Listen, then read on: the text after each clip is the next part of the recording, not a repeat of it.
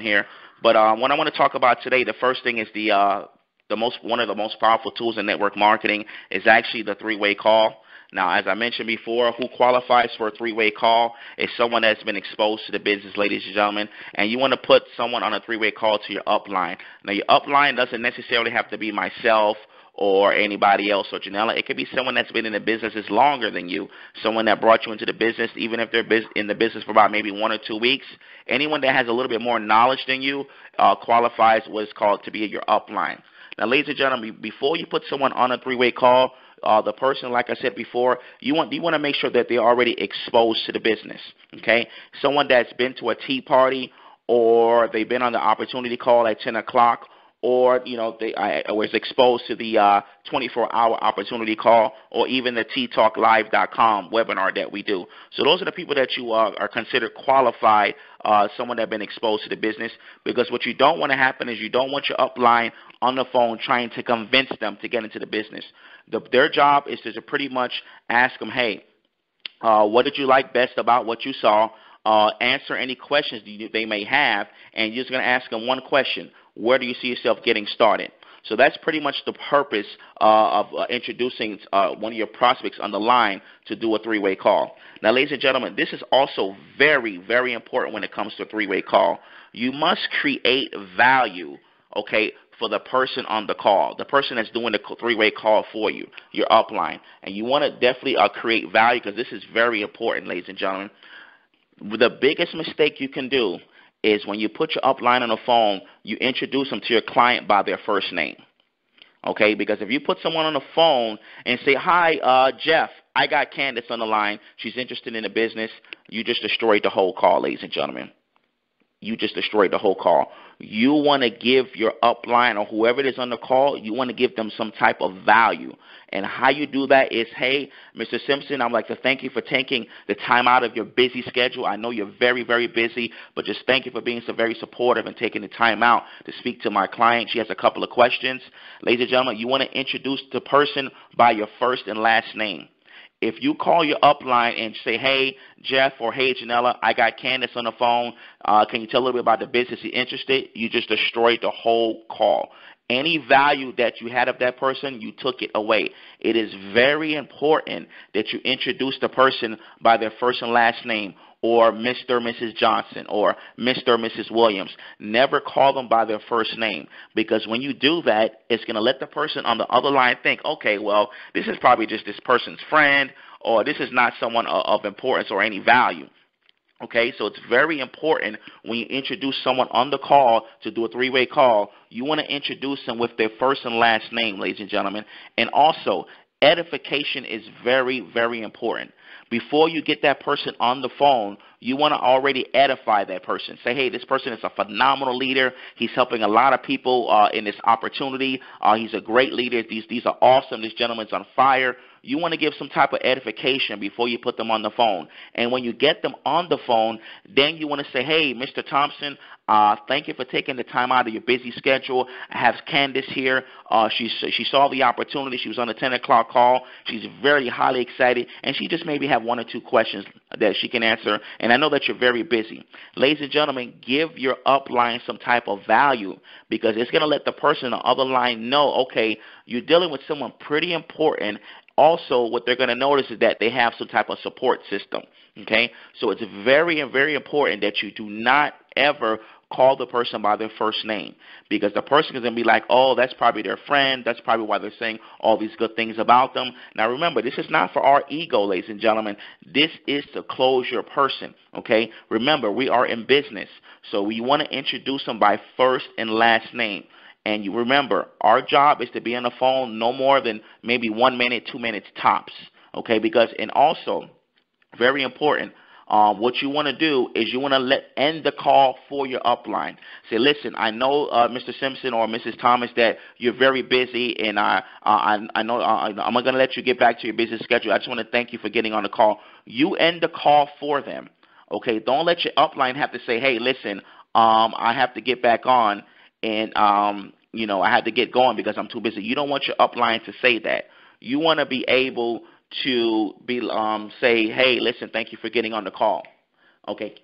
Okay, so definitely that's what you want to do. Okay, so now the next thing, ladies and gentlemen, like I said before, edification is very important. Okay. Now the next thing I want to talk about, ladies and gentlemen, is also a golden nugget, a golden tool. Why myself and Janella do very well recruiting on people on social media. Now a lot of people, including ourselves, are working this business through social media, and you want to try to attract, cold market, because I know a lot of us are speaking to our warm market, and we pretty much burnt out our warm market. So I'm going to give you a secret weapon that myself and Janella have been using to recruit many people into the opportunity, ladies and gentlemen.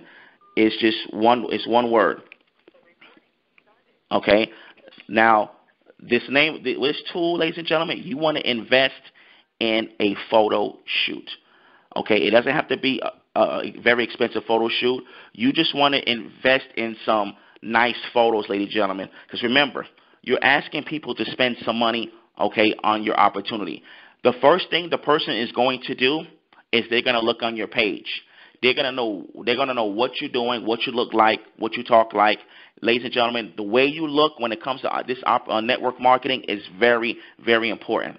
Ever since myself and my wife, we went, we spent about maybe $40-50. We went to JCPenney, and we just took a couple of photos. We bought, a nice suit. We both bought 2 outfits each, okay, and we invested in some photos. That catapulted our business, ladies and gentlemen. That catapulted our business to the next level, being the fact that we invested in some nice pictures. Now people actually look for us. They don't even go to the upline no more. They come on our page and say, hey, I see you guys look very nice. I want to get involved with this opportunity. Ladies and gentlemen, you got to understand something. You cannot sell a dream looking like a nightmare. Okay, so I'm just giving you the golden nugget, the number one golden nugget that took our business to the next level, ladies and gentlemen. Ever since we invested and took those nice pictures, we cannot stop sponsoring people, ladies and gentlemen. Because if you're going to grow this business on social media, you got to understand they don't know who you are. Okay, so what they're going to go by is your profile and your profile pictures. Okay, so you want to invest in getting some nice pictures taken of yourself. You don't have to break the bank. You can go maybe 160, any local mall or local flea market and pay maybe $30-40 just to take a couple of nice pictures. You want to make your profile picture a nice picture of you dressed really nice. If you look at my profile picture, I have on a suit, and my big picture, and then the little profile picture. I wear a suit because I let people know that I'm in business. I want to let people know that I'm in business. Remember, ladies and gentlemen, you cannot sell $1 million business looking like a $10 cheapskate. Okay? You want to look nice, because I'm telling you, people look at this every single day. We sponsored 6 people today. Okay? Just the fact that our pages, all our pictures are nice looking, and we're constantly consistent about our business.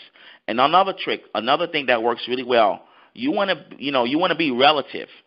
Take your cell phone, okay, take your smartphone, and just make a quick video of yourself. Let everyone know what you're doing for the day. Hey, you could be going to the store drinking some skin tea, or you could be taking your daughter to school somewhere, or your child got a nice award in school. Put up some pictures about what's going on with your daily life. Make a video, because it lets the people know that you are a real person, ladies and gentlemen. It's called humility.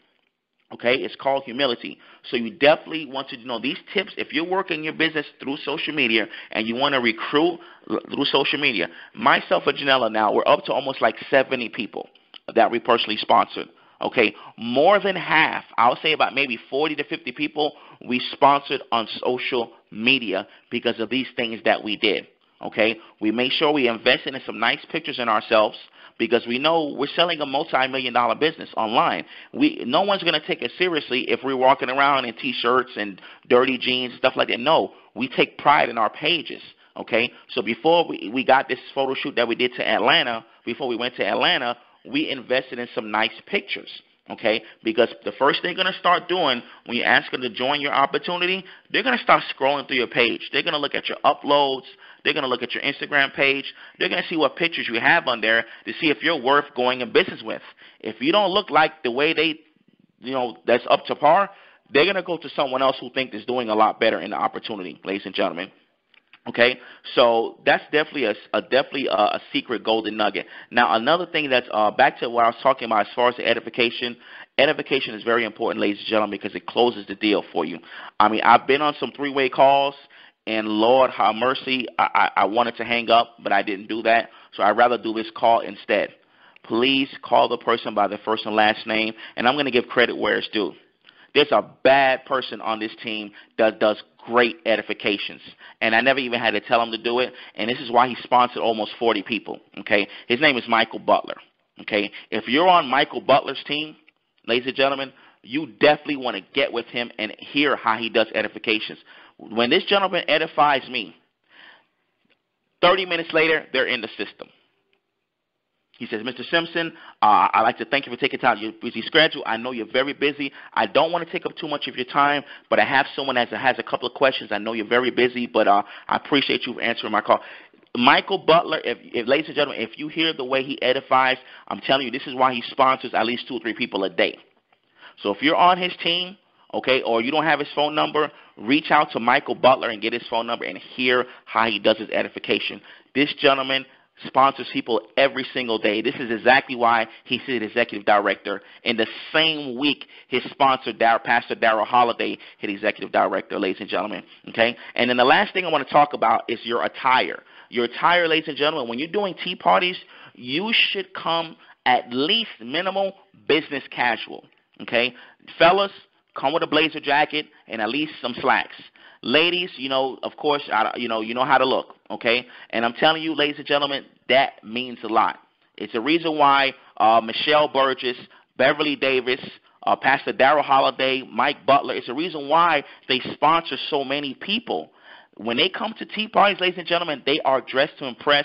They're dressed to let you know that they mean business, okay? You cannot ask someone to join an opportunity and you're coming there in sneakers, in jeans, hoodies. No, ladies and gentlemen, if you see me, I never come to a tea party with nothing less than a blazer. Sometimes I might come suited and booted, ladies and gentlemen. You got to understand, you are in business. You're asking people to spend anywhere between $100 to $1,500 to join your opportunity, ladies and gentlemen.